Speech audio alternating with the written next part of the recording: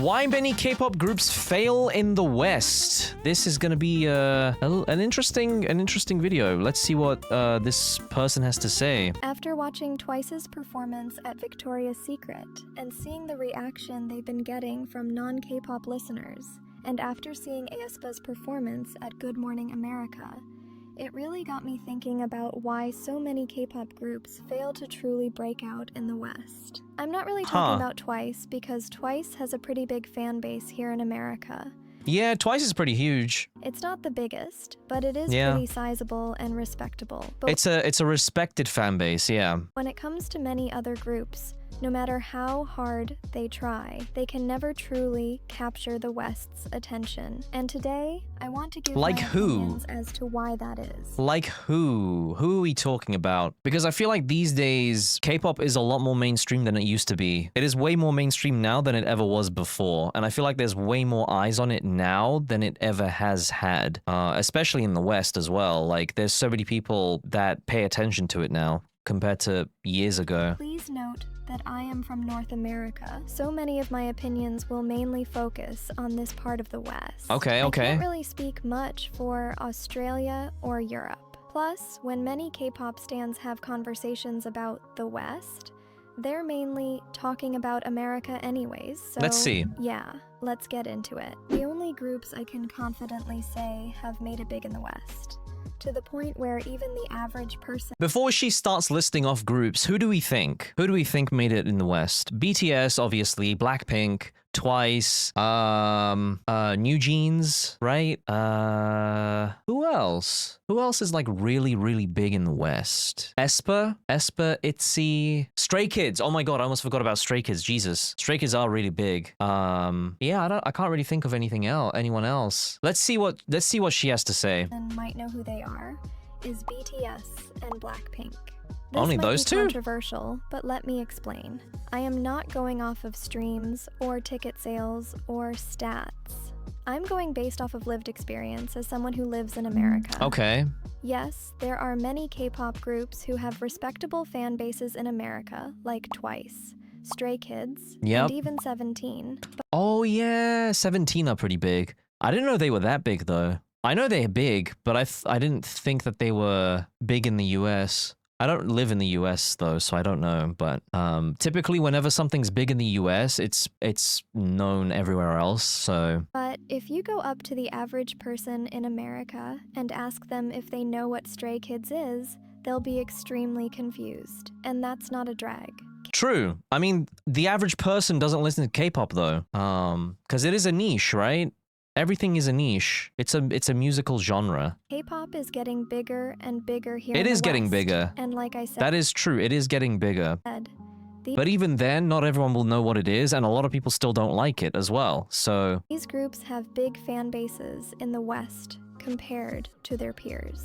But none of them have reached Blackpink or BTS level of popularity in America. I will say that recently, Stray Kids have been reaching new heights in their popularity here. They have. Because even with them hitting #1 on the Billboard 200, it's still...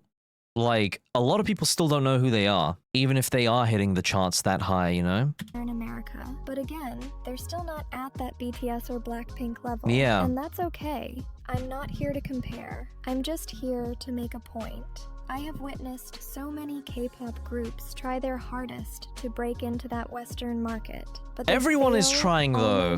That's the thing. That's the issue as well, though. It's because they're all trying to break into it, and there's too many groups. None of them really stand out enough for them to be memorable enough as well, because there's too many. It's oversaturated. There's too many people doing trying to hit the same goal at the same time. Most people don't look at the charts either. That's true as well. Yeah. Every single time. One of the first reasons why they fail is because they try way too hard to make generic music like Western pop stars, instead of staying true to their sound. Let me explain. I've seen other K-pop stans talk about this topic, but they would word it like, K-pop groups try way too hard to be westernized, and I don't That's only become an issue recently, where groups have been like people have just been trying too hard to westernize their music. Whereas I feel like the groups that have succeeded are groups that didn't really think about it in that way. It kind of came naturally, whereas the other groups in nowadays are trying to force their way in instead of sticking to what they would be making otherwise if they weren't forcing it. I think that's a good way to word it. Since K-pop began, it has been westernized. Some of the earliest K-pop groups were just straight rip-offs of popular groups here in America. So Yeah. no, I don't think that they tried too hard to be westernized. I think that they tried too hard to make generic music like Western pop stars here in America. Yeah. I will never forget when TXT collaborated with the Jonas Brothers for their song, Do It Like That. And in an interview, Bang PD said that he really wanted the song to chart on the Billboard Hot 100. To get Did it not chart? American audience, British audience, and What do you assume? I mean, what do you guess the rank of Billboard? oh man. I think at least inside of 20 Wow. on Billboard Hot 100. Yep. They were It's thinking? hard to predict hits in what chart position, but I think we could go top 10. I think And, well, And then it didn't, right? it didn't chart on the Hot 100 at all. The Yup. song itself is decent, but it is overly generic. And it isn't anything you'd expect from a group like TXT, who Yup. is known for their unique title tracks, and not really sticking to the norm when it comes to their music releases. But still, since their company wanted TXT to have a hit here in the West so bad, they put them in a studio with the Jonas Brothers, Yeah. asked Ryan Tedder to come up with the most generic / outdated production possible, and called it a day. And that's Damn. the problem. You want to break into the Western market, but you're trying to do so by making a version of a song that's been done a million times before. Yeah. No one wants to hear that? The I only get way a it. song like that will break through on the charts is if it goes viral on TikTok because of Yeah. Yeah. TikTok helps a lot. the trend, or it gets heavy payola. The song was doomed to fail from the start. And this isn't me dragging TXT. I genuinely love their music. Yeah. But I do think that whoever was Just because you criticize something does not mean you don't like them. This is what I don't understand. I feel like there's a lot of immature people out there where if you say anything that sounds like a criticism, people will just come after you for it. Just because you say something about something that you don't like doesn't mean that you overall do not like whoever's like making the music or whoever the famous person is, you know? You could still like them, but you could still criticize what they're doing. It's how you get them to make better things. Criticism leads to, well, feedback. Feedback leads to a better, a better outcome because they'll know over time that people like this, people don't want that, people want to hear more of this. Like if nobody's criticizing anything that's coming out, then no one will listen to you. And I feel like people are too scared to say anything because they're afraid of being attacked for saying anything bad about any of their favorite groups or artists, you know? But yeah. in charge of this collab set them up for failure. These K-pop companies be so focused on trying to appeal to the West by doing the most generic things that they don't even stop to think about how they can try to be unique and capture the West's attention that way. Another Yeah. great example is Loose by Haideon. The song is decent, but very generic.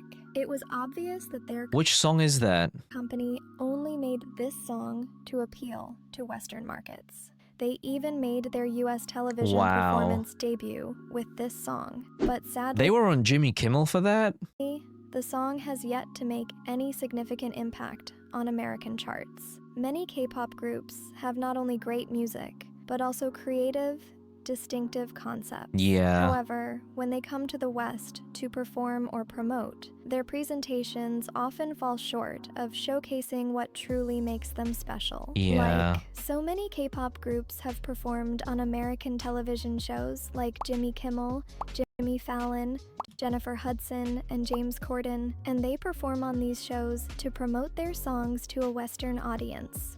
But here's the main problem with the majority of these performances. Majority of the time, there's audio issues. Oh the no. backtrack is either too loud or their mics are insanely low, and that really doesn't help the case that many locals already think that the majority of K-pop idols can sing to save their lives. Ugh. Damn.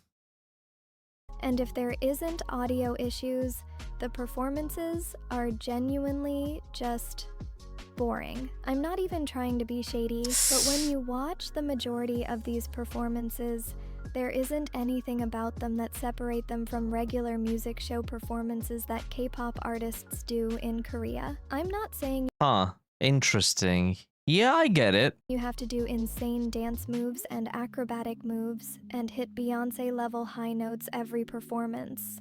I'm just saying, how can you expect new people, especially here in the West, to want to check you out as an artist after watching your performance, when your performance is just stale? With a lot of these performances, they I get do the it. bare minimum. Execute the choreo. Try their best to sing live and look pretty. Nothing beyond that. So it's no wonder why locals aren't choosing to tune in to these K-pop groups. Yeah, I get it. That makes sense. That makes sense. But also, it's very niche. Like, not a lot of people watch those nighttime talk shows. So going on them isn't really, I don't feel like people watch TV much anymore these days. Like, who watches talk shows these days? A lot of people just go onto YouTube and then watch highlights or whatever. After watching their performances on TV. Here's an example You feel like performance is everything in K-pop? It is. It's very important. of the point I'm trying to make. EJ, Audrey Nuna, and Ray Ami are the voices behind the viral Netflix K-pop group, Huntrix. Yep. Their song, Golden, Yep. is a true hit, not only in the US, but also worldwide. It was On everywhere. October 2025, they performed the song on Jimmy Fallon, and they blew everyone away. Yep. Their stage wasn't perfectly choreographed.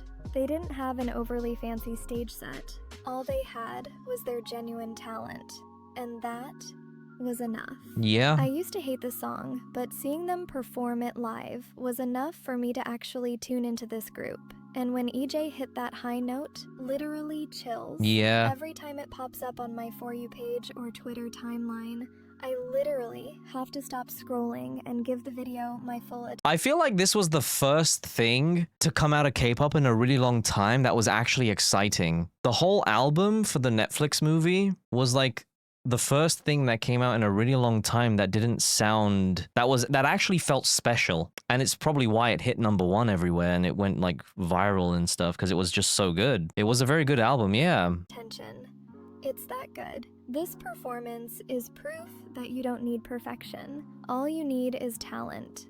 It's not that American TV performances are bad forms of promotion. It's just that the majority of K-pop groups are doing it wrong. It's 2025. Audiences want authenticity and talent over perfection. Yeah. Meticulously choreographed performances, while impressive, can often feel Robotic? mechanical. Mechanical, yeah. Robotic. There's no personality behind them. Everyone kind of looks the same. Everyone kind of performs the same. They all kind of line up like soldiers and do their routine. No differences, no nothing. That makes sense. Many K-pop groups continue to rely on formulaic staging rather than showcasing their individuality Yeah. and true artistry. In the West, charisma and authenticity often matter more than flawless choreography. Yeah. When a group performs perfectly but shows no individuality, Western audiences don't see true, authentic artists. They see trained idols. So her take is that if you want to grow in the West, you got to be more authentic than feel like you just came out of a factory, which is fair. That's a fair take. There are other factors to it, but that kind of makes sense. Because in the West, there's nothing like what they do in Korea. They don't take in young kids, train them up in a factory, and then pump them out into a group. Because in Korea, I think it matters more to be perfect. Or even robots. This ties into an even deeper issue. Many K-pop idols are not necessarily musicians at heart.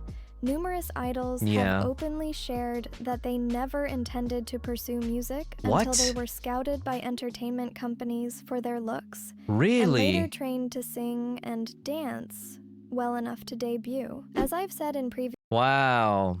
Yeah, I mean, I see that. I see that. Getting scouted. videos, there's often a lack of authenticity and true artistry within the industry. Of course, this doesn't apply to every idol, but it does affect some.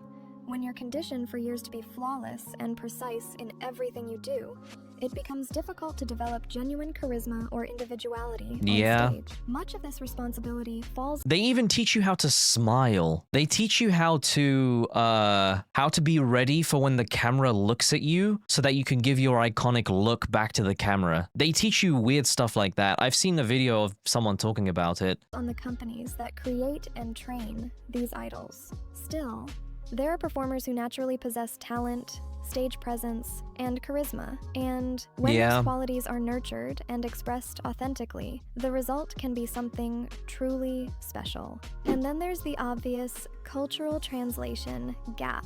Many groups are trained for Korean audiences first, where the expectations for idols are totally different. Yeah. Members rarely speak freely or show distinct personalities. Yeah. Interviews often sound rehearsed because of language barriers and label control, and for many viewers, they're just awkward to watch. Because they control everything they're allowed to say, don't they? There's things that they're just not allowed to say. Even when they're in interviews or like on camera or when they're live streaming, their managers and stuff are sitting behind the camera, making sure they don't say anything wrong or telling them when it's okay to speak and stuff like that. Or when it's okay to say, bring up a specific subject. And that does turn some people here in the West away from K-pop. But I feel like if K-pop companies allowed groups to actually show their personalities a little, people here in the West could actually connect with them, Yeah. regardless of the language barrier. Exactly. But the thing is, these South Korean entertainment companies will always put Korea over everything. And since K-nets expect K-pop idols to be perfect all the time, I don't expect anything to change Yeah. anytime soon. I understand that the Korean language barrier can deter some Western listeners. However, I truly believe that if the talent, music, and overall execution are strong, a K-pop artist has the potential to be popular in the West while still maintaining success in Korea. All in Yeah. all, I believe When they give spoilers, yeah, that too. that if K-pop groups prioritized showcasing their individual talents and artistry over delivering perfectly choreographed performances, they could achieve greater success with Western audiences. Yeah. Now more than ever, Western audiences value authenticity over perfection. Until that shift is reflected in how K-pop groups present themselves, I don't expect many new acts to reach the level of success that BTS and Blackpink have achieved in the West. If you Right. like this video, She does bring up some good points. It's very interesting. Very, very interesting. W Paibu. What a video. That was amazing. That was very fun to watch. Hopefully nobody gets mad in the comments once we upload this onto YouTube because we're just having a conversation here. We're just thinking about it. We're just talking about why certain groups fail in the West versus others. This is just an interesting topic in general. But yeah, I hope you guys enjoyed that. That was really fun.